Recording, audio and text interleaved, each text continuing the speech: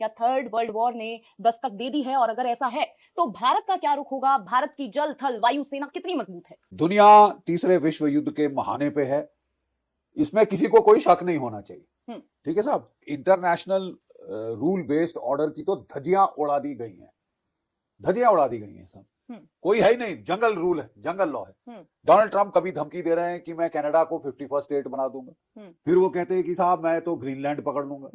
ठीक है, फिर वो कहते हैं कि मैं क्यूबा पे हमला करूंगा, ईरान को मैं ईंट से ईंट बजा दूंगा। लोगों का, हमारे देश में एक तबका है जो हमें कह रहा है कि अमेरिका इज टू स्ट्रांग, पंगा मत लो, जो कहता है कर दो, लेट जाओ, साष्टांग दंडवत करो। ऐसे कमीने तो हमने कब से पाल रखे हैं ना अपने ही देश में। हमारे जयचंद और हमारे मीर जाफर कि लेट जाओ, दुश्मन आ रहा है तो लड़ो मत, हमारी चमड़ी बड़ी प्यारी है हमको। अरे भाड़ में जाए ऐसे लोग। 10 साल हमने कांग्रेस के खोए, एक जहाज नहीं खरीदा, एक फाइटर नहीं खरीदा साहब। वो अपने वेस्टलैंड वीवीआईपी हेलीकॉप्टर ढूंढ रहे थे, उसमें भी वो पैसे खा रहे थे, जो डील ली उसमें पैसे खाए और बाकी डीलें बंद ही कर दी। तृतीय महायुद्ध, तृतीय विश्व युद्ध का खतरा मंडरा रहा है। आपका चारों ओर खतरा ही खतरा है। आप 3 फ्रंट वॉर सिचुएशन में हैं। ठीक है, चीन उत्तर, पाकिस्तान पश्चिम और ये हरामखोर बांग्लादेश आपके उत्तर में। जी। 2 टके का मुल्क जिसको हमने आजाद कराया, आज हमें आंखें दिखा रहा है, हमें धमकी दे रहा है कि वेस्ट बंगाल पकड़ लेगा, उड़ीसा पकड़ लेगा, बिहार पकड़ लेगा, 7 सिस्टर्स पकड़ लेगा, भारत तेरे टुकड़े होंगे, ऐसे नारे भी जो हैं वो वहां पे ऐसे नारे उस देश में लग रहे हैं जहां हमारे 3846 अफसर जैसे जवानों ने अपनी शहादत दी थी, कुर्बानी दी थी इनको आजाद कराने के लिए। अभी कहा जा रहा है कि फ्रांस के राष्ट्रपति आने वाले हैं और अटकलें लगाई जा रही हैं कि रफाल की डील कर दी जाएगी, जो कि जिसमें कि आप समझ लीजिए 3 लाख करोड़ की डील कहा जा रहा है। 114 रफाल हम खरीदेंगे अपनी एयरफोर्स के लिए और कोई 26 रफाल खरीदेंगे अपनी नेवी के लिए। लटका लटका के साहब आज ऐसी हालत कर दी है कि ऑन पेपर हमारी एयरफोर्स होनी चाहिए, आप समझ लीजिए 42 स्क्वाड्रन की। कितने स्क्वाड्रन की है आज के दिन मालूम है आपको? 29। पाकिस्तान की एयरफोर्स कितने स्क्वाड्रन की है? 25। तो क्या आप पाकिस्तान से बराबरी करना चाहते हैं? और कल बोलेंगे नहीं जी पाकिस्तान भी आगे निकल लिया, उसने तो F-35 खरीद लिए चीन से, तो अब हम क्या बांग्लादेश से बराबरी करेंगे? नहीं, मतलब हम सो क्यों रहे हैं? बड़ा खर्चा हो रहा है फौज पे, बड़ा खर्चा हो रहा है, कम करो कम करो। अरे आप अपना माहौल देख रहे हैं? जी बिल्कुल। फौज रिपब्लिक डे परेड करने के लिए नहीं है सिर्फ, फौज लड़ने के लिए। खतरा जब बढ़ता है तो फौज बढ़ाई जाती है, काटी नहीं जाती, घटाई नहीं जाती। ठीक है साहब, सशक्त की जाती है, ताकतवर बनाई जाती है। हम वेस्ट जर्मनी से सबमरीन खरीद रहे हैं, diesel electric air independent propulsion submarine 214 type 214। वो जर्मन डिफेंस मिनिस्टर आए थे, उम्मीद थी कि डील साइन होगी, लेकिन कोई डील तो अनाउंस हुई नहीं। ठीक है साहब, और सबमरीन भी आपको चाहिए, तो बातें सब हो रही हैं, अभी तक कॉन्क्रीट एक्शन नहीं दिखा। ठीक है साहब, और हमको अपने जो T-90 टैंक्स हैं उनको अपग्रेड करना है। उसमें 1000 हॉर्स पावर का इंजन है, 1300 हॉर्स पावर का इंजन करना पड़ेगा आपको। जो T-72 टैंक्स है उसका 750 हॉर्स पावर का इंजन है, 1000 हॉर्स पावर का करना पड़ेगा। और सबसे ज्यादा जरूरत है 5th जनरेशन फाइटर की। हम कह रहे नहीं साहब हम तो अपना बनाएंगे, बड़ी अच्छी बात है, अपना बनना चाहिए, बहुत जरूरत है कि अपना बने। लेकिन साहब एक प्रॉब्लम है, हमारा आमका अभी जो चालू हुआ है वो कह रहे 10 साल कम से कम लगेंगे। आपकी जानकारी के लिए मैं आपको बता दूं कि पाकिस्तान के फाइटर पायलट आज के दिन चीन में हैं और J-35 जहाजों पे ट्रेनिंग कर रहे हैं। इस साल अगले साल वो J-35 आ जाएंगे, 5th जनरेशन फाइटर। चीन की एयरफोर्स के पास PLAAF जो है उसके पास कोई 350 5th जनरेशन फाइटर हैं और 6th जनरेशन फाइटर बनाना शुरू कर रहा है। आपको लड़ना है चीन से, पाकिस्तान से, बांग्लादेश से और अपने घर में छुपे हुए गद्दारों से। आपको इंटरिम आपको रूस ने ऑफर किया है Su-57 5th जनरेशन फाइटर। कह रहे हैं आपके देश में लाइसेंस प्रोडक्शन करेंगे, सोर्स कोड देंगे, सस्ता देंगे। यहां अमेरिका के डर से हम देख रहे हैं कि वो ले ही नहीं रहे। अमेरिका आपकी ऐसी तैसी कर रहा है और आप उससे डर के अपना बचाव भी नहीं करोगे। You know that is something which is very wrong.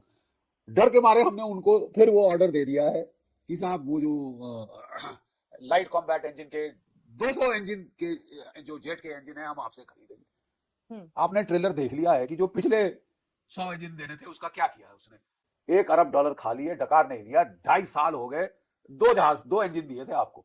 अब जब रो पिट के 5 इंजन दिए हैं और वो अभी तक तेजस नहीं बन पाए, तो आप कर क्या रहे हैं? You are throwing good money after bad. अगर अमेरिका इस तरह पीठ में छुरा घोंपेगा, इसका मतलब आप जाके उसको और पैसे दे। नहीं, आप मतलब मुझे नहीं समझ आया कि ये क्या है, हम हफ्ता दे रहे हैं क्या?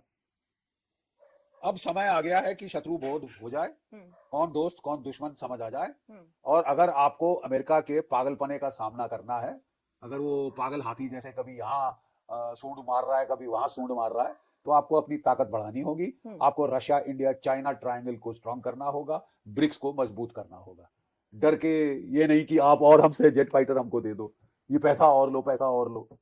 भाई जब रूस आपकी मदद करने को तैयार है शुरुआत से, और वो भी तो कम से कम वो करो जो कि आपको अपने सुरक्षा तंत्र को मजबूत करने के लिए जरूरी है। और कि 10 साल बाद हम सब ठीक कर लेंगे।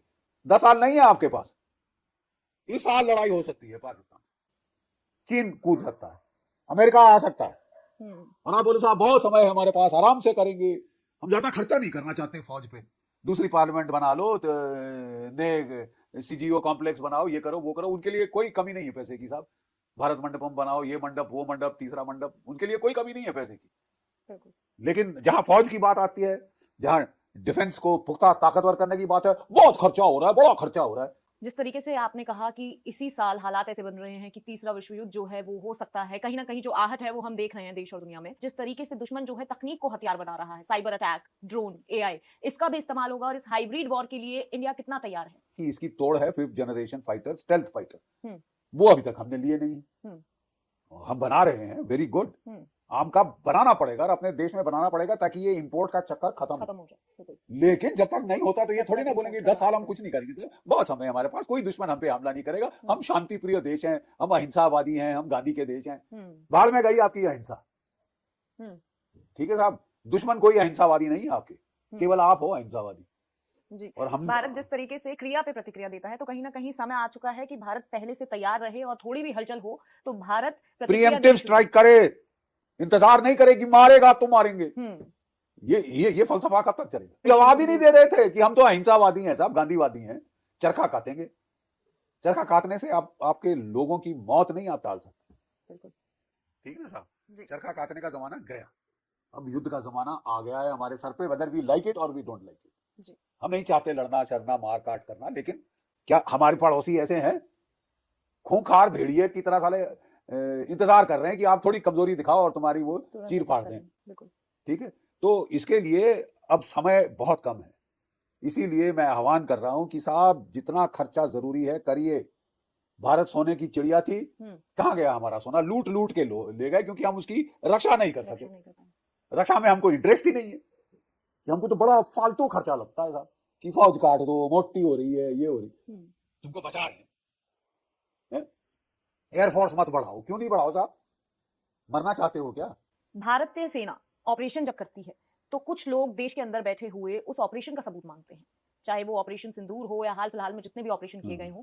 तो कहीं ना कहीं जो हमारे भारतीय जवान हैं उनका मनोबल इस बात से टूटता हुआ नजर आता है, या कहीं ना कहीं जो एक आहत होते है भावना हमारे जवानों की इस विषय को लेकर। यहाँ हमने एक नया तमाशा देखा है, पाकिस्तान सही कह रहा है, भारत झूठ बोल रहा है। ये कहां से आवाजें आ रही? हमारी ऑपोजिशन से।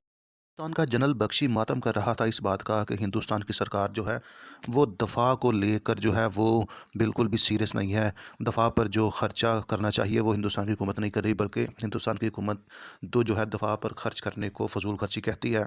तो इस पर जो जनरल बख्शी था वो अपनी गवर्नमेंट पर बरस रहा था। वो ये कह रहा था कि भाई जब ख़तरात बढ़ते हैं तो फिर आपको जो है वो अपनी दफ़ा पर पैसा खर्च करना पड़ता है, पैसा लगाना पड़ता है। आपकी तो जो स्क्वाड्रन्स है वो 42 होनी चाहिए, फाइटर स्क्वाड्रन तो आपकी 29 है। तो आपकी जो जहाज़ है वो आपके पूरे नहीं है, तो आपका दफ़ा कमज़ोर है, आपको दफ़ा मजबूत करना चाहिए। आप दफ़ा मजबूत नहीं करेंगे तो हिंदुस्तान के दुश्मन आपको जो है वो टूट पड़ेंगे, आप पर हमला कर देंगे। तो हिंदुस्तानी हुकूमत पर जो है, इसके अलावा जनरल बख्शी ने दफ़ा के मुआहदों पर करप्शन का भी इल्ज़ाम लगाया और कहा कि $1 अरब की करप्शन हुई है। तो कुल मिला के जनरल बख्शी जो है वो हिंदुस्तानी हुकूमत को ये कह रहा था कि आपको हिंदुस्तानी दफ़ाई निज़ाम जहाँ पर जो है वो तवज्जो करने की ज़रूरत है। तो नाज़रीन, आपका इस वीडियो के बारे में क्या ख्याल है? कमेंट सेक्शन में अपनी राय का इज़हार कीजिएगा। वीडियो अच्छी लगी तो हमारी वीडियो को लाइक कीजिएगा, हमारे चैनल को सब्सक्राइब कीजिएगा। शुक्रिया।